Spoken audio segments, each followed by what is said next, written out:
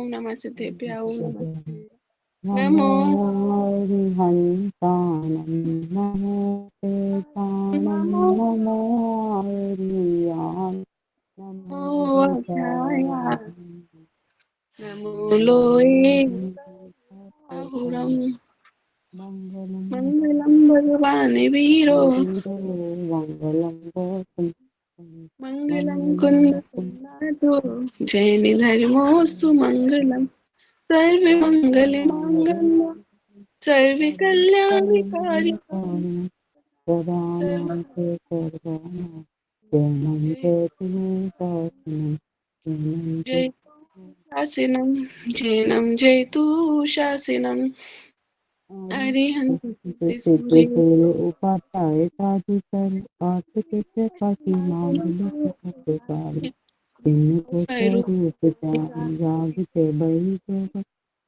तो न माए स्तुति तो चढ़ी धन्य धन्य धन्य तो धन्य नित्य काज सब आज गए सारी बारंबार वंदन मंगल कल्याण सुख ऐसो हम चाहतु है हो मेरी ऐसी दशा जैसी तुम धारी है हो मेरी ऐसी दशा जैसी तुम धारी है हो मेरी ऐसी दशा जैसी तुम धारी है। हमारा कर्म का सिद्धांत चल रहा था। हाँ, आज कहीं गए थे, आज कहीं गए थे तो उन्होंने लगाया था। हमारे जयपुर में हर चीज में टीका लगा देते हैं। आज अपना कर्म का सिद्धांत चल रहा था ना।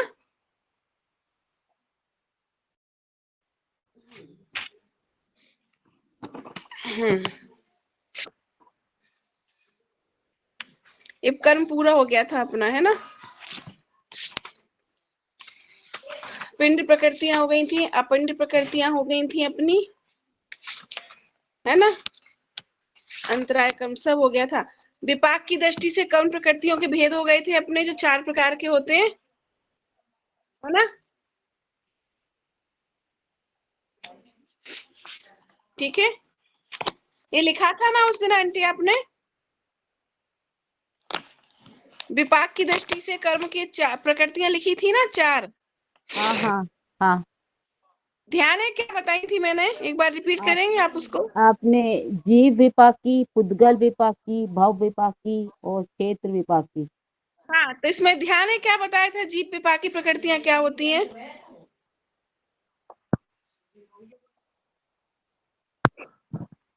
जरा सा बोल तो याद आ जाएगा। हाँ। जीव विपाकी प्रकृति का अर्थ है कर्म के फल का उदय जीव पर पड़ता है। ठीक है, जैसे ज्ञानावर्णी कर्म का बंध होगा तो जीव के ज्ञान गुण का घात होगा, शरीर से कोई संबंध नहीं उसका। जीव आपने एक विपाकी वो में कर्म, जो बच्चे वाला एग्जाम्पल दिया था, एक वो झूठ वाला, नहीं नहीं नहीं नहीं नहीं नहीं वो जो नहीं बच्चे नहीं ने नहीं नहीं आकर नहीं, ये वो अलग था, वो अलग चीज है, ये अलग है।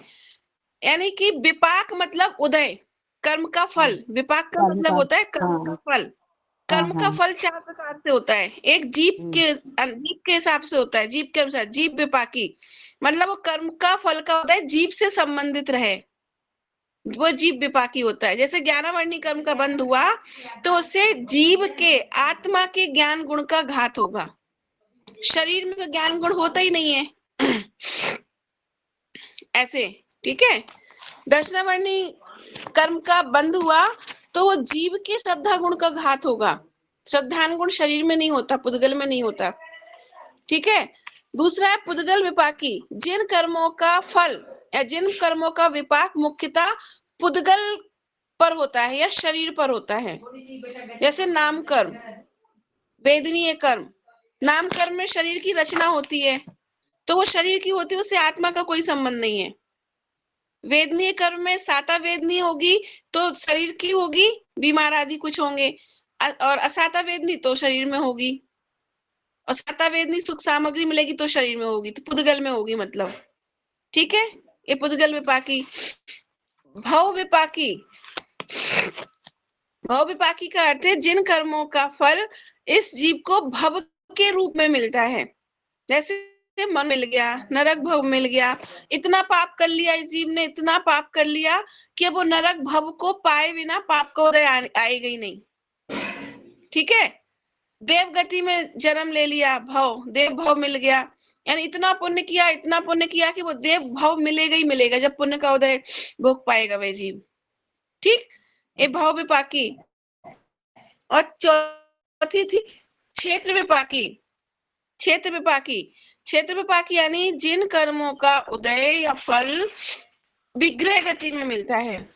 विग्रह गति मतलब इस शरीर को छोड़ के दूसरा शरीर धारण करने के वो बीच में बीच जितना समय होता है उसको विग्रह बीच गति वाली बोलते हैं। स्थिति। हाँ ऑन द वे, जैसे हम जयपुर से नोएडा आपके वहां आना है, तो जयपुर तो छोड़ दिया लेकिन गुड़गांव नहीं पहुंचे, तो ऑन बीच द वे वाली। है हम, हाँ है ना। एक शरीर तो छोड़ दिया, दूसरा शरीर धारण नहीं किया, उस बीच का जो समय है उसे विग्रह गति बोलते हैं। तो वो भी क्षेत्र विपाकी कर्म प्रकृतियां कहलाती हैं। ठीक है। अब पुण्य पाप की दृष्टि से कर्म प्रकृतियां लिखा दी थी मैंने। पुण्य प्रकृतियां कितनी लिखाई थी मैंने? 48 48 48। हाँ, और पाप प्रकृतियां 80 80। बाकी शेष थी 20। टोटल मिला के तो वो 20 अगर पुण्य शुभ रूप है तो वो पुण्य हाँ प्रकृतियां हैं, पुण्य में और वो जुड़ 20 जाएंगी अगर और अशुभ रूप है तो पाप प्रकृतियां हैं, तो वो दोनों में हाँ जुड़ जाती हैं। तो ऐसे 148 कर्म की प्रकृतियां। प्रकृति का अर्थ होता है भेद। हाँ हाँ ठीक है। अब कर्म की विविध अवस्थाएं। हाँ ठीक है, कर्मों का बंध और उदय एक सतत क्रिया अपन ने कल पढ़ा था, जो प्रतिक्षण होती रहती है, किंतु जैसा कर्म बंधा है वैसा ही उदय में आए, यह आवश्यक नहीं है। ये बच्चे वाला उदाहरण था इसमें, 5 रुपए खो गए और 10 लाख का नुकसान हो गया। याद आया? ये इस टॉपिक का एग्जाम्पल था वो, कि बंध किसी और रूप में होता है और उदय किसी और रूप में आ सकता है, क्योंकि कर्म बंध के पश्चात उसके फल भोगने तक कर्मों की दशाओं में बहुत परिवर्तन संभव है। कर्मों की होने वाली इन दशाओं अवस्थाओं को जैन आगम में 10 करण कहते हैं, यानी वो 10 प्रकार से होता है, इसलिए उसको 10 करण कहते हैं। ठीक है, तो एग्जाम्पल तो बता ही दिया था कि पाप तो किया थोड़ा सा, है ना, फल मिला बहुत सारा। क्यों? क्योंकि परिणाम कठोर किए, वक्रता की परिणामों में। वक्रता मतलब परिणामों को टेढ़ा मेढ़ा किया, बहाने बनाए, आर्गुमेंट किया, अपनी गलती नहीं मानी, या उस गलती का आरोप दूसरे पे थोप दिया, यानी कैसे भी करके अपनी गलती को कवर करने की कोशिश की, है ना। इस कारण से छोटे पाप का बड़ा फल मिल सकता है, और बड़ा पाप बांध भी लिया तो परिणामों की विनम्रता, संयम, पुरुषार्थ के द्वारा उस बड़े पाप बांधे हुए को भी हम छोटे में कन्वर्ट कर सकते हैं। एक चीज, एक तो ये हो गई परिणामों के आधार से। दूसरी चीज ऐसी होती है, जैसे कि भीष्म पितामह को तीरों से भेदा गया था, है ना, सैया पे 90 दिन तक तीरों से भिदे रहे थे वो। तो उसका था कि 90 जन्म पूर्व उन्होंने एक गिलहरी को ऐसे उठा के फेंक दिया था, तो गिलहरी कैक्टस के पेड़ पे जाके चिपक गई थी, कैक्टस पे ऐसी, और गिलहरी में छेद छेद हो गए थे, कैक्टस में कांटे होते हैं ना, हम्म, है ना। तो वो गिलहरी 3 दिन तक तड़पी थी, उसके बाद उसके प्राण निकले थे। तो ये फल भीष्म पितामह का 90 जन्मों बाद उदय में आया। तो किस फल में आया? कि उनको तीर चुभे और कई दिन बाद उनकी मृत्यु हुई थी, है ना। ये तो होता है कि जैसा करो वैसा फल उदय में आ गया। हाँ, समझ में आया कि वहां उनके परिणाम उसको मारने के कठोर नहीं थे, बस वो एक क्या था, प्रमाद था, आलस था, बिना देखे काम कर दिया, गिलहरी को उठा और फेंक दिया, उन्हें पता भी नहीं था कि वो छिद गई उसमें जाके। ये था उसमें, उस समय मंद होगी तो 90 जन्म लग गए उसको फल भोगने में उसके, लेकिन उदय में तो आया बंधा हुआ कर्म, कर्म ने छोड़ा नहीं। एक ये होता है। दूसरा क्या होता है, जैसे इस जन्म में हमने किसी का नुकसान कर दिया, किसी को मार दिया, है ना, कोई जानवर को मार दिया, किसी जीव को मार दिया, किसी इंसान को मार दिया, तो क्या होता है अगले जन्म में वो हमें मारेगा, है ना। लेकिन अगर उसके पहले ही हमारा कर्मोदय में आए और उसके पहले वो जीव पुरुषार्थ करके मोक्ष चला जाए, ठीक है, तो जरूरी नहीं है कि वही जीव वही कर्म उसी उदय में आए, वो कर्म दूसरी तरह से उदय में आ सकता है, ठीक है। जैसे हमने किसी को चांटा मारा मान लो, जरूरी नहीं है कि कोई हमें ही चांटा मारे, हो सकता है हम ठोकर खा के गिर जाएं, चोट चोट लगेगी, जरूरी नहीं है कि चांटा के बदले चांटा ही मिलेगा, चांटा मारा चोट पहुंचाई सामने वाले को तो हमें भी चोट मिलेगी, चाहे हम गिर जाएं, चाहे दीवार से सिर टकरा जाए, चाहे कोई तीसरा चांटा मार जाए, इस तरह से। और अगर जिस जीव को हमने नुकसान पहुंचाया है और वो जीव पहले ही मोक्ष चला जाए हमसे, तो किसी और रूप में वो फल हमें मिलते, कोई प्राकृतिक आपदा की वजह से फल मिल जाता है। फिर मान लो हमने किसी का घर जला के राख कर दिया मारने के निमित्त से, और वो जीव तो पहले ही मोक्ष चला गया, अब है ना, तो पता चला कि हम ज्वालामुखी में जल के भस्म हो गए, या किसी और दूसरी तरह से आग लग गई गांव में, हम वहां जल गए, बम विस्फोट हो गया, हम वहां जल के मर गए, चलती बस में आग लग गई, हम वहां जल के मर गए, ऐसा होता है ना, गैस सिलेंडर फट गया, हम वहां जल के मर गए, क्योंकि हमने उस व्यक्ति को जला के मारा था, इसलिए। ठीक है, क्लियर हो गया इतना। चलो अब इसके आगे पढ़ते हैं, वो 10 करण क्या होते हैं, 10 सिद्धांत क्या हैं जिस प्रकार से कर्म बनते हैं। नंबर 1 बंध, आप नाम तो लिख ही जाओ, बंध।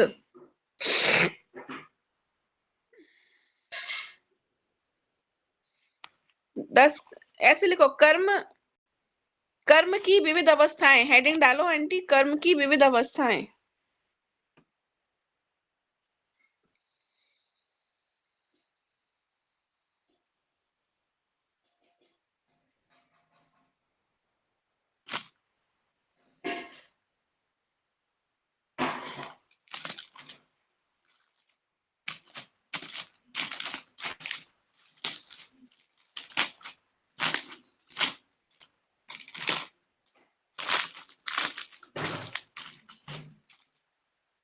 लिख लिया कर्म की विभिन्न अवस्थाएं। इनमें नंबर 1 बंध। बंध क्या होता है, कर्म के परमाणुओं का आत्मा के साथ एक में खो जाना, उसे बंध कहते हैं। इस बंधन के बाद ही दूसरी अवस्थाएं प्रारंभ होती हैं।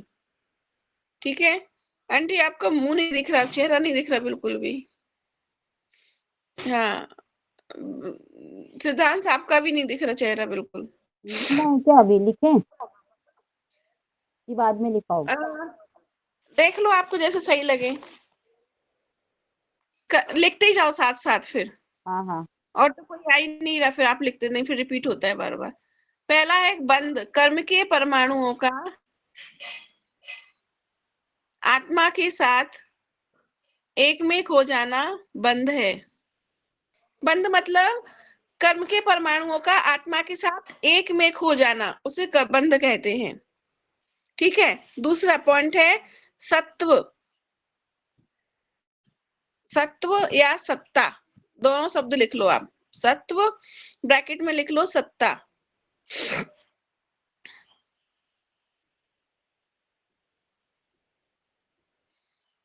पुद्गल का कर्म रूप होकर आत्मा के साथ रहना सत्व है। पुद्गल का कर्म रूप होकर आत्मा के साथ रहना सत्व है।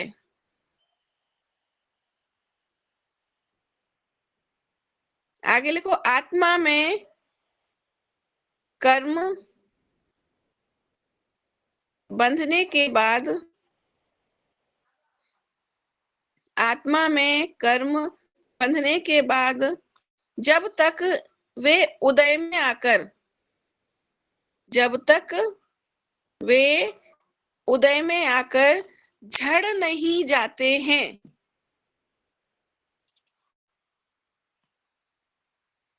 जब तक वे उदय में आकर झड़ नहीं जाते हैं, तब तक उस कर्म की सत्ता बनी रहती है।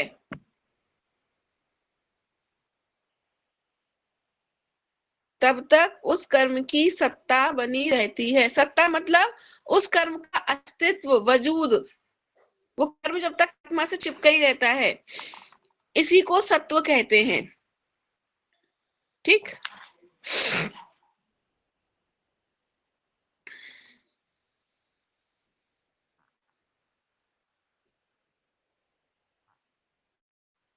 देखो, कर्म उदय में नहीं आया अभी, आत्मा से बंध गया कर्म, लेकिन अभी उदय में नहीं आया तुरंत। उदय में तो कब आएगा, जब उसका आवादा काल पूरा होगा। मतलब 2 साल के लिए कोई कर्म बंधा, तो 2 साल वो आत्मा के साथ चिपका रहेगा, यानी उसका प्रवेश आत्मा में हो गया। अब 2 साल वो आत्मा के साथ ही रहेगा, चाहे वो दूसरी पर्याय धारण कर ले, चाहे वो मर के दूसरी गति में चला जाए, लेकिन कर्म वो आत्मा के साथ ही जाएगा। ठीक है, जब तक वह उदय में नहीं आएगा। तो जितने दिन वो आत्मा के साथ रहेगा उसे बोलते हैं सत्ता। ठीक है, उदय में तो वो बाद में आएगा।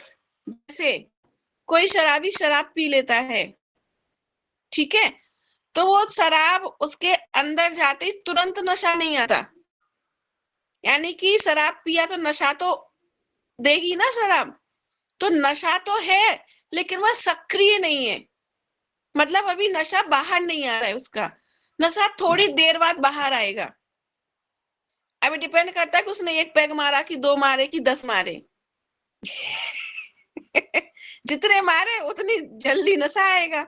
1 मारा तो पता चला नशा आने से पहले ही खत्म हो गया, 10 मार लिए तो वो आएगा ही, वो तो 1 घंटे आधे घंटे में ही आएगा। और कोई कोई तेज वाली पी लेते तो पीते ही शुरू हो जाते हैं, है ना, तो नशा चढ़ने में टाइम लगता है। तो मतलब पीते ही नशा तो अंदर है, प्रवेश कर गया नशा तो, लेकिन सक्रिय नहीं हुआ अभी। ऐसे ही कर्म आत्मा में प्रवेश तो कर गया, आत्मा के साथ चिपक गया, लेकिन सक्रिय नहीं हुआ अभी। जैसे ज्वालामुखी, ज्वालामुखी के अंदर ज्वालामुखी तो एवरी टाइम रहता है, लेकिन फटे कब, जब फटे, जब सक्रिय हो जाए ज्वालामुखी। सक्रिय नहीं होने का मतलब थोड़े कि उसके अंदर ज्वाला वो है ही नहीं, लावा, लावा तो उसके अंदर है ही ना, अब फटेगा कब वो नहीं पता। ऐसे ही इसको बोलते हैं सत्व। सत्व का अर्थ होता है सत्ता या फिर अस्तित्व, उसका कर्म का अस्तित्व। ठीक है, समझ आ गया वाला पॉइंट। आगे बढ़े। नंबर 3 है उदय।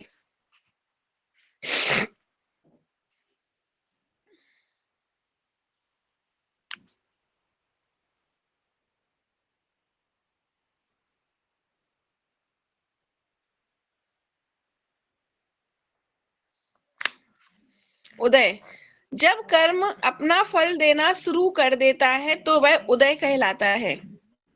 ठीक है, जब कर्म अपना फल देना शुरू कर देता है तो वह उदय कहलाता है। ठीक,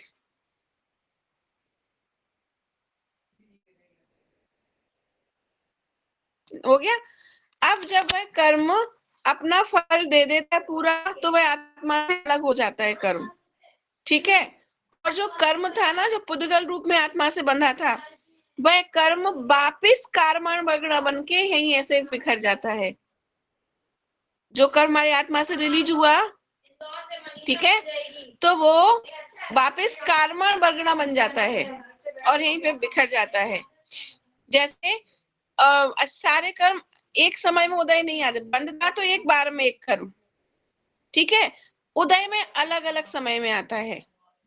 जैसे एक आम के पेड़ में आम लगना तो एक साथ स्टार्ट हो गए, है ना, तकरीबन, लेकिन सबके पकने का समय अलग अलग होता है। कोई जल्दी पक रहा, कोई देर में पक रहा, है ना। तो ऐसे ही बंधता तो एक साथ है, उदय में आने का समय अलग अलग होता है।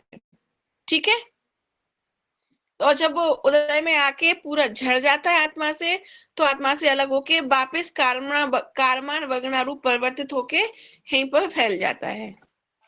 ठीक, ऐसे। ये तो हो गया उदय।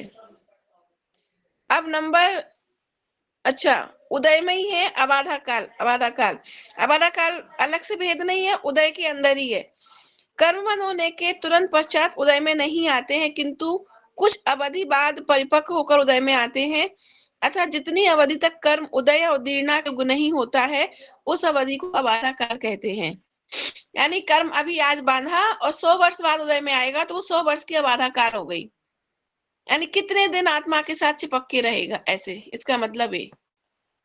ठीक है, जैसे आम का पेड़ लगाया हमने, छोटा सा बीज बोया, कितने दिन में आम का पेड़ बन जाएगा?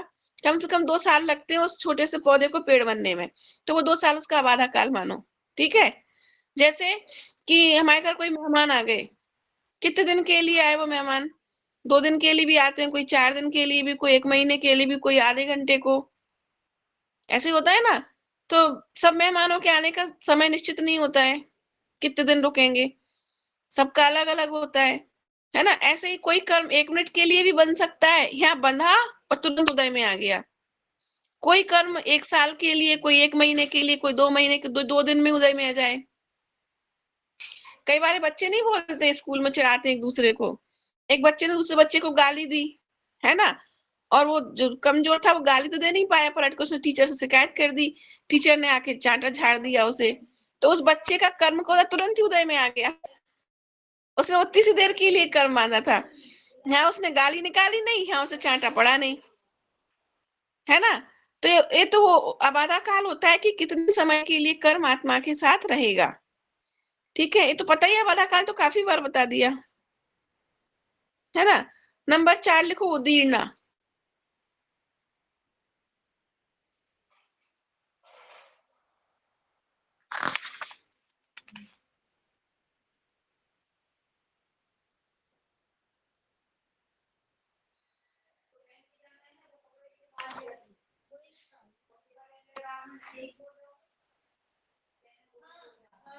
लिखिए उदीर्णा।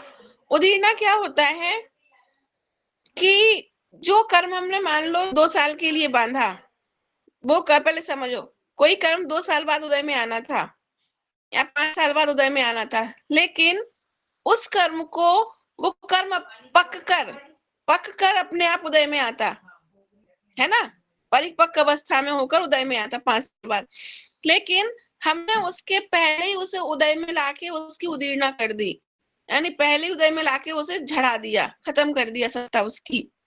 कैसे? तप के द्वारा, संयम के द्वारा, है ना। जैसे आम, मान लो पेड़ पे आम लगा है तो 2 महीने लगेंगे उसको पकने में, आम को, लेकिन हमने क्या किया, 2 महीने से पहले ही आम को तोड़ा और उसमें वो कुछ वो होता है ना, उसमें डाल के पका दिया, या ऐसे गेहूं की उसमें रख के पका दिया, समय से पहले हमने आम को पका दिया। ऐसे ही तप के द्वारा, संयम के द्वारा, पुरुषार्थ के द्वारा हमने बंधे हुए कर्म को समय पूर्ण होने से पहले उदय में लाके खिला दिया, इसे बोलते हैं उदीर्णा। ठीक है, अब लिख लो इसकी परिभाषा आप। नंबर 4 उदीर्णा।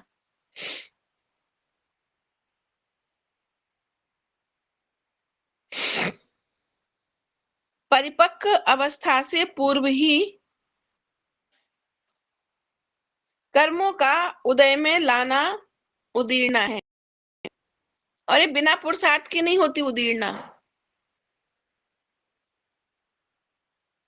परिपक्व अवस्था से पूर्व ही कर्मों का उदय में लाना उदीर्णा है, अर्थात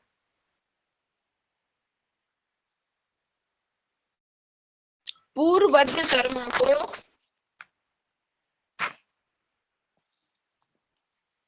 अर्थात पूर्वबद्ध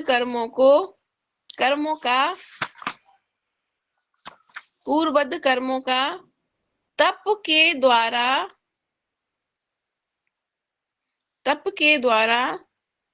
अबाधा काल के पूर्व ही,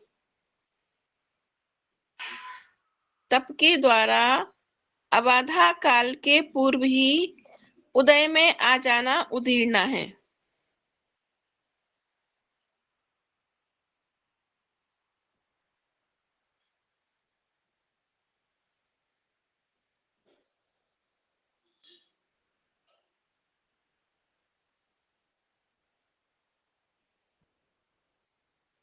हो गया आंटी? पढ़ के सुनाओ आप मुझे चारों पॉइंट एक बार। फिर आगे बढ़ेंगे। आप मुझे पढ़ के सुनाओ ये चारों हाँ, पॉइंट 10 चरण के। पहला पॉइंट बोलो आप, क्या लिखा पहला आपने? आपने लिखाया बंध। हम्म कर्म के परमाणुओं का आत्मा के हम्म साथ एक में एक हो जाना बंध है। हम्म फिर आपने सेकंड है सत्व हम्म या सत्ता। उद्गल हम्म का कर्म रूप होकर आत्मा के साथ रहना सत्व है। आत्मा हम्म में कर्म बंधने के बाद जब तक वे उदय में आकर झड़ नहीं जाते हैं, तब तक उस कर्म की सत्ता बनी रहती है। इसी को सत्व कहते हैं। ठीक है। फिर है उदय।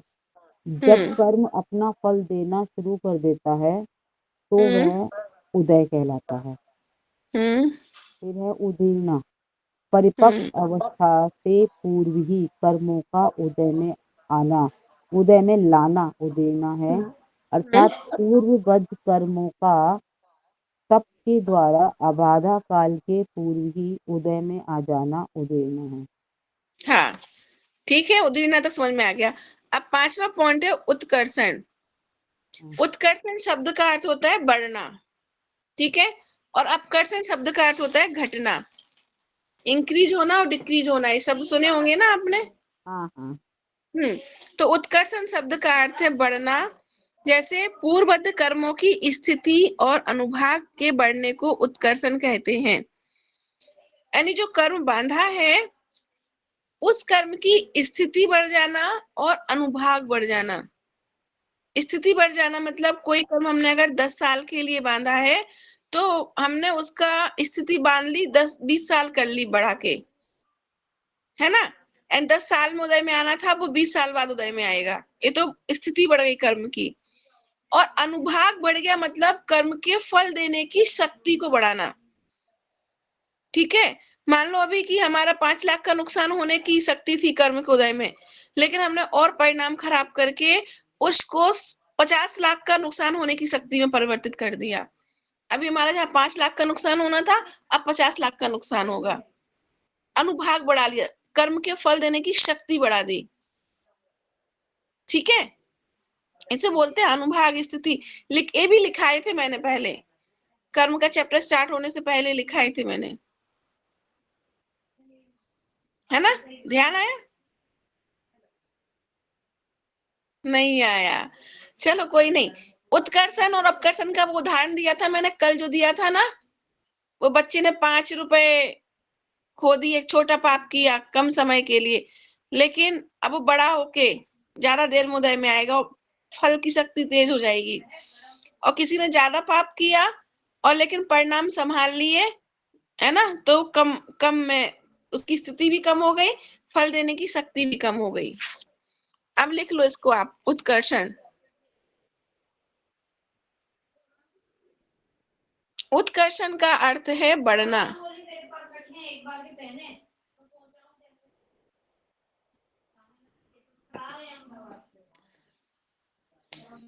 उत्कर्षण का अर्थ है बढ़ना। पूर्वबद्ध कर्मों की स्थिति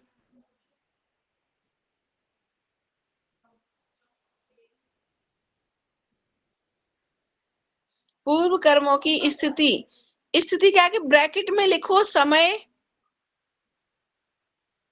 डैश मर्यादा, ठीक। यानी स्थिति का अर्थ होता है समय और मर्यादा, कितने समय के लिए वो कर्म बांधा हमने, ठीक है, वो होता है स्थिति। और अनुभाग, अब ब्रैकेट बंद कर दो मर्यादा के बाद, ब्रैकेट बंद। अब लिखो और अनुभाग, और अनुभाग। अनुभाग के आगे ब्रैकेट के अंदर लिखो फल देने की शक्ति, ब्रैकेट बंद।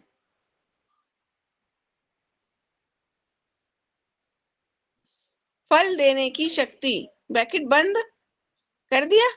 उसके बाद लिखो के बढ़ने को उत्कर्षण कहते हैं, के बढ़ने को उत्कर्षण कहते हैं।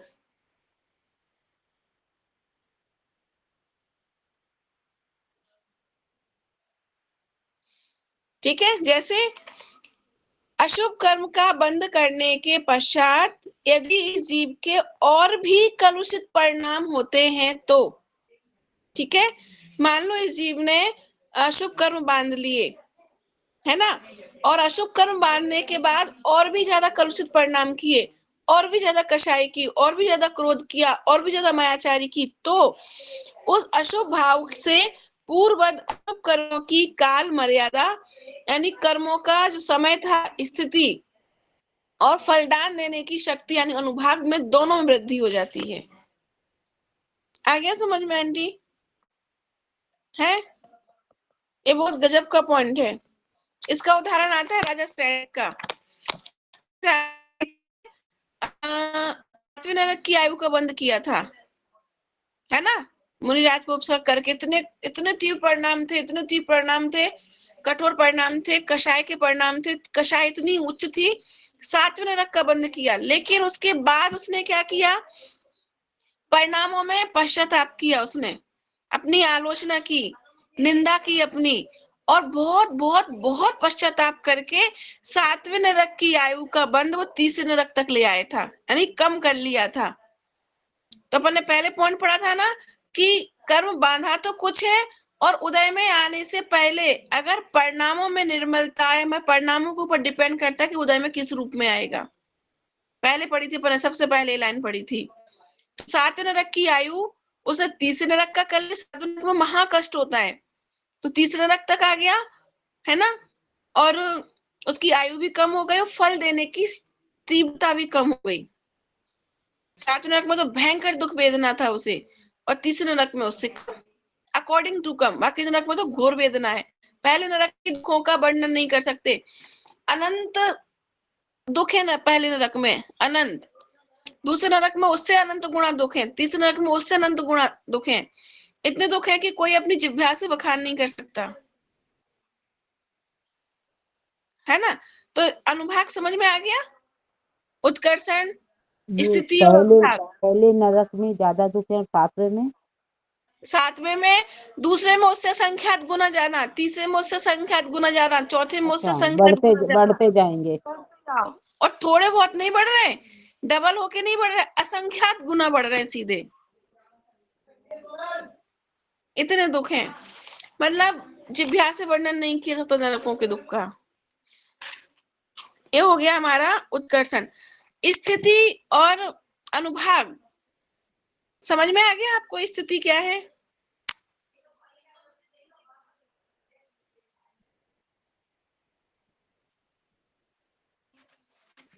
एक बार फिर से समझाओ ये क्वेश्चन वाले को। किसको, उत्कर्षण वाले को? हाँ। देखो, उत्कर्षण का अर्थ है बढ़ना, हम्म। ठीक है। इस जीव ने कर्म बांधने के बाद, ठीक है, उन बंधे हुए कर्मों की स्थिति बढ़ जाना, यानी उनकी समय की मर्यादा बढ़ जाना। जैसे इस जीव ने कोई कर्म 10 साल के लिए बांधा और वो बढ़ के 20 साल हो गया, ठीक, मतलब इसको बोलते हैं।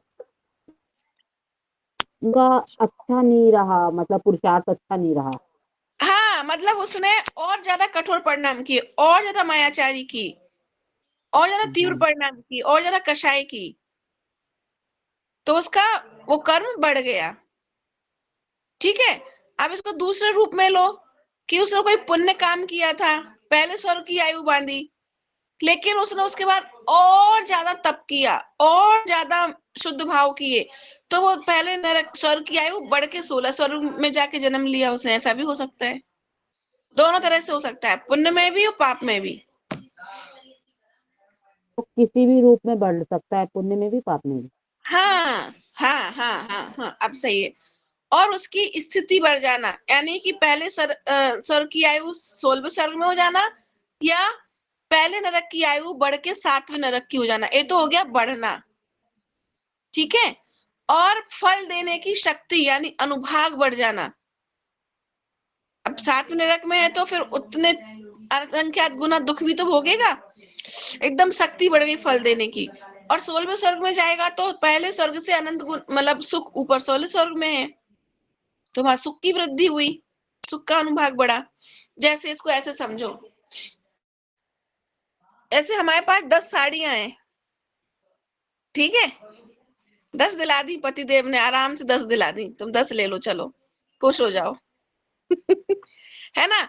अब हम क्या कर सकते हैं, अपने व्यवहार से उन 10 साड़ियों को हम कम भी कर सकते हैं, ज़्यादा भी कर सकते हैं। जैसे हमने पति से बोला कि अरे बहुत अच्छी साड़ी दिला दी, आप बहुत ध्यान रखते हो हमारा, इतनी सुंदर साड़ियाँ हैं, आप जैसा तो कोई है ही नहीं दुनिया में, ये और वो, ठीक है? ये अच्छी है, वो भी अच्छी लगी थी, वो भी अच्छी, पति और खुश हो गया। बहुत तारीफ़ें कर दी पति की, खुश हो गया, तो उसने 4 और दिला दी। खुश हो गया ना, तो उसने 4 और दिला दी। अब ये किस चीज़ पर डिपेंड किया? हमारे व्यवहार पे, हमारे परिणामों पे, है ना? ठीक है। अब उसकी और सेवा कर दी, पति की मन का खाना खिला दिया, उसकी माँ की सेवा कर दी, उसके परिवार की कर दी, सबकी कर दी, तो भाई और खुश हो गया भाई, 4 और दिला दी। 4 दिला दी, मनचाही दिला दी, 10-10 हज़ार की दिला दी। तो स्थिति क्या बढ़ी? 10 साड़ी से 18 साड़ी हो गई, ये तो बढ़ गई स्थिति। पहले स्वर्ग की आयु 16 स्वर्ग की हो गई थी, स्थिति बढ़ गई। जहाँ वो 10 साड़ी हमने 1-1 हज़ार की खरीदी थी, है ना? तो उनमें जो सुख मिल रहा था, लेकिन अब उसने 8 साड़ी और दिला दी 10-10 हज़ार की, पर साड़ी 10 हज़ार की। तो उसमें जो सुख की तीव्रता आई, सुख कितना बढ़ गया? अभी तो एक साड़ी में 1 हज़ार की थी, 10 साड़ी 10 हज़ार की थी। अब अगले ने 8 साड़ी और दिलाई, वो 80 हज़ार की 8 साड़ी दिलाई। तो सुख कितना बढ़ गया? फल देने की शक्ति बढ़ गई ना, सुख में वृद्धि हुई तुम्हारे, और ऊपर से ज्यादा ही खुश हो गया और तारीफ कर दी, अरे आप तो बहुत ही अच्छे हो, बहुत ही अच्छे हो आप तो उसने एक सोने का हार और दिला दिया लो। तो ये फल देने की शक्ति बढ़ गई, इसे बोलते हैं अनुभाग। समझ में आ गया? अब इसको कम कैसे करेंगे, वो भी हमारे हाथ में है। 10 साड़ी दिला दी उसने, अब हम ऊपर से बोले बड़े कंजूस हो तुम, हमें तो 12 चाहिए थी, तुमने 10 ही दिलाई। हमें तो वो वाली पसंद आ रही थी, तुमने ये दिलाई। तुम्हारे साथ तो जाना ही बेकार है शॉपिंग करने, इससे अच्छा तो हम अकेले ही चले जाते। एक तो कभी कुछ दिलाते नहीं हो, और दिलाई भी तो उटपटांग साड़ियां दिला दी। अब बोलो क्या होगा? भैया अगला कहेगा तुम वापस कर दे देवी, अब छोड़। लेके उसने 10 साड़ी उठा के वापस कर दी शोरूम पे, लो। अब क्या, अब वो कम हो गया ना, यानी ज्यादा बांधा था पुण्य, है ना? लेकिन हमने अपने परिणामों से, अपने कठोर परिणामों से कम कर लिया, है ना? ऐसे ही पाप में होता है, ऐसे ही पुण्य में होता है। ठीक है? जब हम बढ़ाते हैं उसको बोलते हैं उत्कर्षण, और जब हम कम करते हैं उसको बोलते हैं अपकर्षण।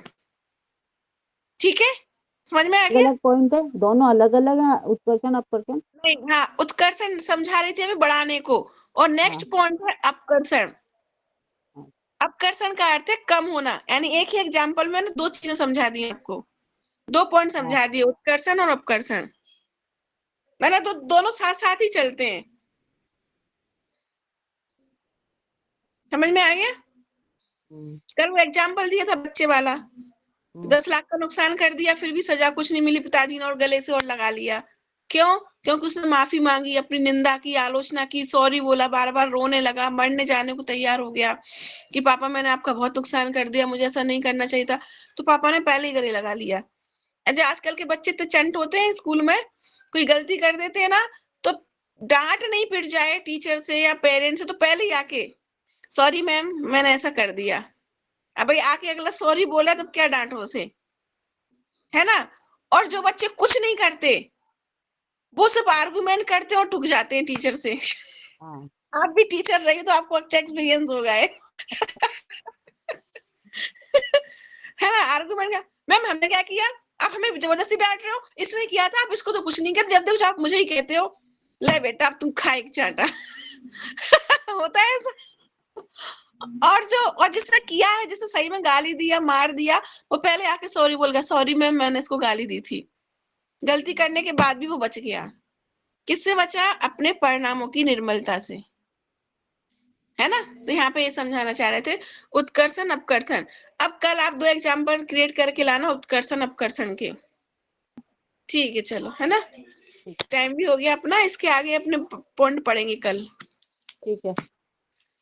चलो, निज निधि निज में जिन्हें बता, बताइए ये अनंत उपकार है, उसके उसके लिए जिन वाणी माँ को वंश देना सत्वर है, जवानी की जान से दिल कल, तो हेलो। वही सत्सरो सदा देती। की कोई दुख निंदन जो तेरा शरण आ गए सो पावे सुख चैन। नो मैडम बुखार मन